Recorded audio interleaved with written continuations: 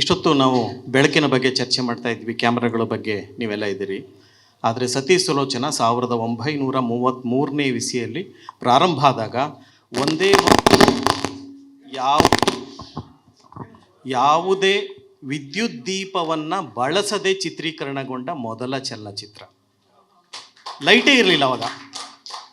ನಿಮಗೆಲ್ಲ ಆಶ್ಚರ್ಯ ಆಗ್ಬೋದು, ಇವತ್ತು ಡಿಜಿಟಲ್ ಮೀಡಿಯಾದಲ್ಲಿ ಮೊಬೈಲ್ನಲ್ಲಿ ಯಾವ ಚಿತ್ರವನ್ನು ಬೇಕಾದರೂ ಸ್ಪಷ್ಟವಾಗಿ ನಾವು ತೆಗಿಬಹುದು. ಆದರೆ ಸೆಲ್ಯುಲಾಯ್ಡ್ನಲ್ಲಿ 1933ನೇ ಇಸವಿಯಲ್ಲಿ ಈ ಚಿತ್ರೀಕರಣ ಹೇಗಾಗಿರಬಹುದು? ಇದರ ಸಂಶೋಧನೆಯನ್ನು ಮಾಡ್ತಾ ಹೋದಾಗ ಗೊತ್ತಾಯಿತು, ಎಲ್ಲವನ್ನು ಸೆಟ್ನಲ್ಲಿ ಶೂಟಿಂಗ್ ಮಾಡಿದ್ದಾರೆ. ಇದರ ಒಂದೇ ಒಂದು ಸೋರ್ಸು ಸೂರ್ಯದೇವ.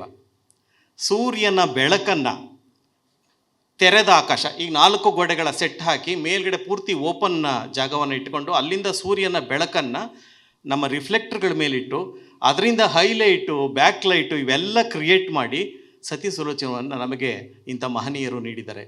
ಇದೊಂದು ಅದ್ಭುತವಾದಂತಹ ಕ್ರಿಯೆ. ಜೊತೆಗೆ ಟ್ರಿಕ್ ಶಾಟ್ಗಳನ್ನ ಮಾಡಿದ್ರಂತವಾಗ. ಟ್ರಿಕ್ ಶಾಟ್ ಹೇಗೆ ಅಂದರೆ, ಇದು ಸತಿ ಸುಲೋಚನ ಅಂದರೆ ಅದು ಸಣ್ಣ ಒಂದು ಹಿನ್ನೆಲೆಯನ್ನು ಹೇಳ್ತೀನಿ. ಮಹಾಭಾರತದ ಒಂದು ಉಪಕಥೆ. ರಾವಣನ ಮಗ ಇಂದ್ರಜಿತ್ತುವಿನ ಹೆಂಡತಿ ಸತಿ ಸುಲೋಚನ. ಆಕೆಗೆ ಸತಿ ಸುಲೋಚನ ಹೆಸರು ಬಂತು ಅನ್ನೋದು ಕೂಡ ಒಂದು ವಿಶೇಷವಾದ ಕಾರಣ ಇದೆ. ಮಹಾಪತಿವ್ರತೆ, ದೈವಭಕ್ತಳು. ಆಕೆ ಗಂಡನಿಗೆ ಹೇಳ್ತಾಳೆ, ಸೀತೆಯನ್ನು ಅಪಹರಿಸಿದ್ದು ತಪ್ಪು, ನೀವು ಆಕೆಯನ್ನು ಬಿಟ್ಟು ಕಳಿಸಿ ರಾಮನ ಬಳಿಗೆ ಅಂತ. ಆದರೆ ಯಾವುದ್ಯಾವುದೋ ಕಾರಣಕ್ಕೋಸ್ಕರ ರಾವಣ ಮತ್ತು ಇಂದ್ರಜಿತ್ತು ಅದಕ್ಕೆ ಒಪ್ಪದೆ ಯುದ್ಧಕ್ಕೆ ಆಹ್ವಾನ ಕೊಡ್ತಾರೆ. ಯುದ್ಧ ಮಾಡೋ ಸಂದರ್ಭದಲ್ಲಿ ಇಂದ್ರಜಿತ್ತುವಿನ ಹೆಸರು ಮೇಘನಾಥ, ಮೊದಲನೇ ಹೆಸರು ಮೇಘನಾಥ ಅಂತ. ಮೇಘನಾಥ ಬ್ರಹ್ಮನನ್ನು ಕುರಿತು ತಪಸ್ಸು ಮಾಡಿ ವಿಶೇಷವಾದ ಶಕ್ತಿಯನ್ನು ಸಂಪಾದಿಸಿರ್ತಾನೆ. ಅವನ ಯಾವುದೇ ದೇಹದ ಒಂದು ತುಂಡು ಬಿದ್ರೂ ಮತ್ತೆ ಅವನಿಗೆ ಜೋಡಣೆ ಆಗುತ್ತೆ, ಅವನಿಗೆ ಸಾವೇ ಬರೋದಿಲ್ಲ. ಹಾಗಾಗಿ ಇಂದ್ರಿಯಗಳನ್ನು ಜಯಿಸಿದವನು ಇಂದ್ರಜಿತ್ತು ಅಂತ ಅವನಿಗೆ ಪ್ರಖ್ಯಾತವಾದ ನಾಮ ಬಂದಿರುತ್ತೆ. ಅಂಥ ಇಂದ್ರಜಿತ್ತು ಹೋರಾಟಕ್ಕೆ ಹೊರಡ್ತಾನೆ. ಮೊದಲು ಅವನು ಎದುರಿಸೋದು ಲಕ್ಷ್ಮಣನನ್ನು. ನಿಮ್ಗೆಲ್ರಿಗೂ ಚೆನ್ನಾಗಿ ಗೊತ್ತಿದೆ, ಲಕ್ಷ್ಮಣ ಮತ್ತು ಅವರಿಬ್ಬರ ಮಧ್ಯೆ ಯುದ್ಧ ಆದಾಗ ಯಾವುದೋ ಒಂದು ಸಂದರ್ಭದಲ್ಲಿ ಇಂದ್ರಜಿತ್ತು ಬಿಟ್ಟಂಥ ಬಾಣ ಲಕ್ಷ್ಮಣನಿಗೆ ನಾಟಿ ಅವನು ಮೂರ್ಛೆ ಹೋಗ್ತಾನೆ. ಮೂರ್ಛೆ ಹೋದಾಗ ಇಡೀ ಕಪಿ ಸೈನ್ಯ ಮತ್ತು ರಾಮನ ಸೈನ್ಯ ಎಲ್ಲ ಅಂದ್ಕೊಳ್ಳುತ್ತೆ ಆತ ಆಗಲೇ ಪ್ರಾಣನೇ ಹೊರಟೋಗಿದೆ ಅಂತ. ಆಗ ಜಾಂಬುವಂತನ ಸಲಹೆಯ ಮೇರೆಗೆ ಹನುಮಂತ ಈ ಕಡೆಗೆ ಬಂದು ಹಿಮಾಲಯಕ್ಕೆ ಹೋದ ಅಂತ ಹೇಳ್ತಾರೆ. ಇತ್ತೀಚೆಗೆ ನಮ್ಮ ಪಶ್ಚಿಮ ಘಟ್ಟಗಳಿಂದಲೇ ಆ ಒಂದು ನಮ್ಮ ಸಂಜೀವಿನಿ ಹುಡುಕೋಕ್ಕಾಗದೆ ಪರ್ವತವನ್ನೇ ತಂದು ಆ ಸಂಜೀವಿನಿಯಿಂದ ಲಕ್ಷ್ಮಣನನ್ನು ಜೀವಂತಗೊಳಿಸ್ತಾನೆ. ಮತ್ತೆ ಯುದ್ಧ ಆರಂಭ ಆಗುತ್ತೆ. ಎಷ್ಟೇ ಯುದ್ಧ ಮಾಡಿದ್ರೂ ಒಂದು ಕಡೆ ರಾವಣನ ಮನೆಯಲ್ಲಿ ಸತಿ ಸುಲೋಚನ ವಿಷ್ಣುವನ್ನು ಪೂಜೆ ಮಾಡ್ತಾ ಇರ್ತವೆ. ರಾವಣನಿಗೆ ವಿಷ್ಣು ವೈರಿ. ಹಾಗಾಗಿ ರಾವಣ ಹೇಳ್ತಾ ಇರ್ತಾನೆ, ನೀನು ವಿಷ್ಣುವನ್ನು ಪೂಜೆ ಮಾಡಬೇಡ ಅಂತ. ಆಕೆ ಹೇಳ್ತಾಳೆ, ನನ್ನ ಗಂಡನನ್ನು ಬದುಕಿಸ್ಕೋಬೇಕು ಅಂದರೆ ನಾನು ವಿಷ್ಣುವನ್ನೇ ಪೂಜೆ ಮಾಡಬೇಕು. ಆಕೆ ವಿಷ್ಣುವನ್ನು ಪೂಜೆ ಮಾಡ್ತಾ ಇದ್ದಾನೆ. ವಿಷ್ಣುವಿನಿಂದ ಸಿಗುವಂಥ ಶಕ್ತಿ ಇಂದ್ರಜಿತ್ತುಗೆ ಸಿಕ್ಕಿ ರಾಮನನ್ನು ಕೂಡ ಲಕ್ಷ್ಮಣನನ್ನು ಕೂಡ ಸೋಲ್ಸೋಕ್ಕಾಗಲ್ಲ. ರಾಮ ಹೇಳ್ತಾನೆ, ನಾನು ಅವನ ವಿರುದ್ಧ ಯುದ್ಧ ಮಾಡಲ್ಲ, ಲಕ್ಷ್ಮಣ ಮಾಡಲಿ ಅಂತ. ಹಾಗಾಗಿ ಅವರಿಬ್ಬರ ಮಧ್ಯೆ ಯುದ್ಧ ಆದಾಗ ಕೊನೆಗೆ ತಂತ್ರದಿಂದ ರಾವಣ ಆಕೆ ವ್ರತ ಮಾಡ್ತಾ ಇದ್ದಂಥ ಕೋಣೆಗೆ ಬಂದು ವಿಷ್ಣುವಿನ ಮೂರ್ತಿಯನ್ನು ನಾಶ ಮಾಡಿದ ಮೇಲೆ ಅವಳ ಶಕ್ತಿ ಕುಂಠಿತವಾಗುತ್ತೆ. ಆಗ ಲಕ್ಷ್ಮಣ ಬಿಟ್ಟಂಥ ಒಂದು ಬಾಣ ಅವನ ತಲೆಯನ್ನು ಕತ್ತರಿಸುತ್ತೆ. ಆ ತಲೆ ಕೆಳಗೆ ಬೀಳಬೇಕಾಗಿರುತ್ತೆ. ಕೆಳಗೆ ಬಿದ್ದರೆ ಮತ್ತೆ ಮರುಜೀವ ಬರುತ್ತೆ ಅವನಿಗೆ. ಆ ತಲೆ ಹೋಗಿ ಜಪ ಮಾಡ್ತಾ ಇದ್ದಂಥ ನಮ್ಮ ಸುಲೋಚನನ ಬೊಗಸೆಗೆ ಬೀಳಬೇಕು. ಇಂಥ ಒಂದು ಟ್ರಿಕ್ ಶಾಟನ್ನು ಮೊದಲ ಚಿತ್ರದಲ್ಲಿ ಚಿತ್ರೀಕರಣ ಮಾಡಿದ್ರಂತೆ. ಹಾಗಾಗಿ ಇಂಥ ಚಿತ್ರೀಕರಣಗಳು ಮಾಡಿದ್ದಾರೆ. ಇಡೀ ಯುದ್ಧವನ್ನು ಕೊಲ್ಲಾಪುರದ ಇದರಲ್ಲಿ ಚಿತ್ರೀಕರಣ ಮಾಡ್ತಾರೆ. ಸುಮಾರು 2000 ಜನ ಅಲ್ಲಿಯ ಸುತ್ತಮುತ್ತ ಹಳ್ಳಿಯವ್ರನ್ನ ಸೇರಿಸಿ ಚಿತ್ರೀಕರಣ ಮಾಡಿದ್ರಂತೆ. 4 ಕ್ಯಾಮ್ರಾಗಳನ್ನ ಬಳಸಿದ್ರು ಅಂತ ಹೇಳ್ತಾರೆ. ಅವೆಲ್ಲ ಮಿಚೈಲ್ ಕ್ಯಾಮ್ರಾಗಳು. ಭಾಸ್ಕರ್ ಸರ್ ಎಲ್ಲಿದ್ದಾರೆ? ಮಿಚೈಲ್ ಕ್ಯಾಮ್ರಾ ಬಳಸೋದು ಮತ್ತೊಂದು ಹೇಗೆ ಅನ್ನೋದು ಎಲ್ರಿಗೂ ಗೊತ್ತಿದೆ. ಈ ಥರದ ಕ್ಯಾಮ್ರಾಗಳಲ್ಲ. ಇಷ್ಟೆಲ್ಲ ವಿಶೇಷಗಳಿಗೆ ಕಾರಣ ಅಂತ ಸತಿ ಸುಲೋಚನದ ದುರದೃಷ್ಟವಶಾತ್ ಒಂದೇ ಒಂದು ಸಣ್ಣ ತುಣುಕು ಕೂಡ ನಮಗೆ ಲಭ್ಯ ಇಲ್ಲ. ಅದರ ಚಿತ್ರಕಥೆ ಕೂಡ ನಮ್ಮ ಹತ್ರ ಲಭ್ಯ ಇಲ್ಲ. ಅದನ್ನು ಬರೆದಂಥ ಬೆಳ್ಳಾವೆ ನರಹರಿ ಶಾಸ್ತ್ರಿಗಳು ಸುಮಾರು 51 ನಾಟಕಗಳನ್ನು ಬರೆದಿದ್ದಾರೆ. 51 ನಾಟಕಗಳಲ್ಲಿ ಸತಿ ಸುಲೋಚನ ಕೂಡ ಒಂದು. ಆದರೆ ನಾವು ಇಷ್ಟೆಲ್ಲ ಸಂಶೋಧನೆ ಮಾಡಿದ್ರು ಆ ಮೂಲ ನಾಟಕದ ಪ್ರತಿ ಸಿಕ್ಕಿಲ್ಲ. ಅವರು ಚಿತ್ರಕಥೆ ಬರೆದಂಥ ಪ್ರತಿ ಇಲ್ಲಿವರೆಗೂ ನಮಗೆ ಸಿಕ್ಕಿಲ್ಲ. ಅದಕ್ಕೋಸ್ಕರ ಹುಡುಕಾಟದಲ್ಲಿದ್ದೀವಿ. ಆದರೆ ಅದೃಷ್ಟವಶಾತ್ ಸತಿ ಸುಲೋಚನ ಮೊದಲ ಕನ್ನಡದ ಚಿತ್ರ. ನಾನು ಆಗಲೇ ಹೇಳಿದಾಗೆ ತೆಲುಗಿನಲ್ಲಿ 1961ನೇ ಇಸವಿಯಲ್ಲಿ ಸತಿ ಸುಲೋಚನ ಮತ್ತೆ ನಿರ್ಮಾಣ ಆಗುತ್ತೆ.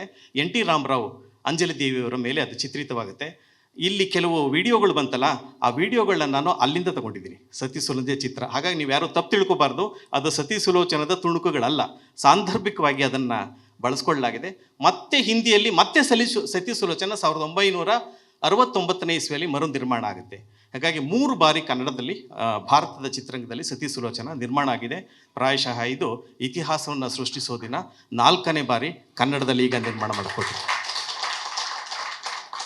ನನಗೆ ಆಶ್ಚರ್ಯ, ಈ 90 ವರ್ಷಗಳಲ್ಲಿ ಯಾಕೆ ಕೆಲಸ ಆಗಲಿಲ್ಲ ಅನ್ನೋ ದೊಡ್ಡ ಆಶ್ಚರ್ಯ.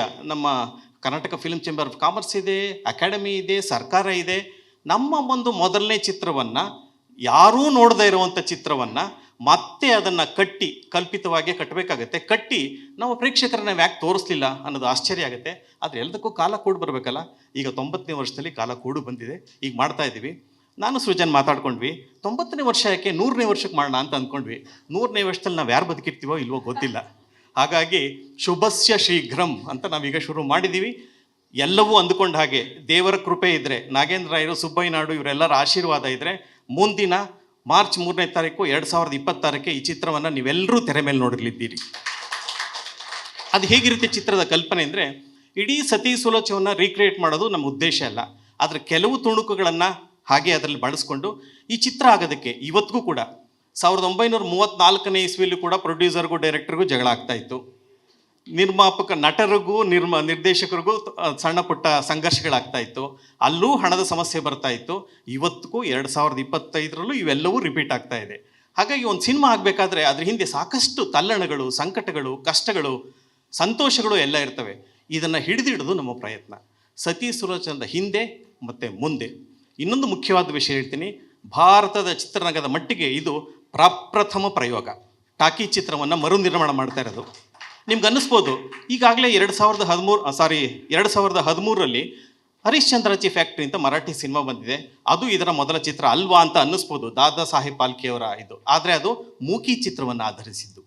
ಅದರ ನಂತರ 2019ನೇ ಇಸ್ವಿಲಿ 2000 ಚೇತನ್ ಓಕೆ 13ರಲ್ಲಿ ಮಲಯಾಳಮಲ್ಲಿ ಇನ್ನೊಂದು ಚಿತ್ರ ಬರುತ್ತೆ, ವಿಘಟನ್ ಅಂತ. ಅದು ಕೂಡ ಮೂಕಿ ಚಿತ್ರವನ್ನು ಆಧರಿಸಿದ್ದು. ಈ 2 ಚಿತ್ರಗಳು ಮೂಕಿ ಚಿತ್ರವನ್ನು ಆಧರಿಸಿದ ಚಿತ್ರಗಳು ಈಗಾಗಲೇ ಬಂದಿದ್ದೇವೆ.